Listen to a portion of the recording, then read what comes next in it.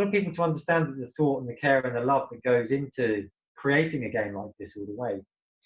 So what we ended up with throughout that process was not just people that were interested in buying the game, but people that wanted to support what we were doing, people that wanted to evangelize what we were doing to their friends and to the community, and people that wanted to answer community questions on our behalf.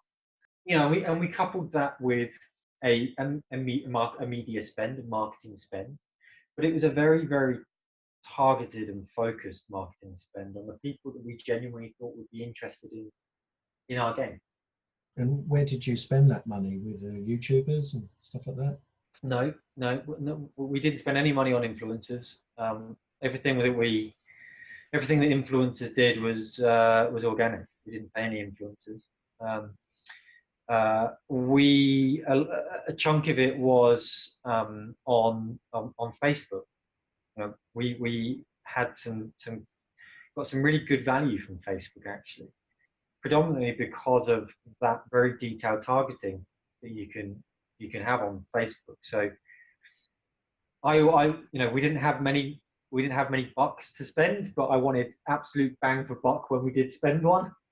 So Facebook allows me to target an advert or a video at someone who likes games that are on the right platform and are in the right kind of space as this game. And I think often with marketing, people misinterpret big marketing as good marketing. Quite often you have people saying, well, why isn't our game on the side of a bus? Why isn't our game on the underground, on the big posters on the underground? Or why is it not on TV adverts? Whereas with digital marketing now, you can be so targeted, so focused, and say, actually, I think the people that are really going to like this game are people who also liked Uncharted.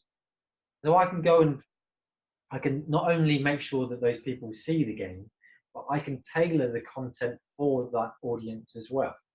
So I was delivering videos localized into Brazilian for players that we thought would specifically like the combat element of the game. So really breaking it down and segmenting the audience and trying to make our advertising feel like something that would naturally fit into their social timeline. And was that data available to you from Facebook? Yeah, and I became quite obsessive about it for a while. Trying to deliver that very high, the very high bang for buck, the very highest that we could, and and I wouldn't spend the money if I felt like it wasn't deriving good value from us. But it was a long process. We were helping to amplify our development diaries and other assets 2 years in advance of release. To get this game on people's radar and to get them interested. And you don't have to spend a lot of money. You don't have to spend a huge amount of money. I think if you have the right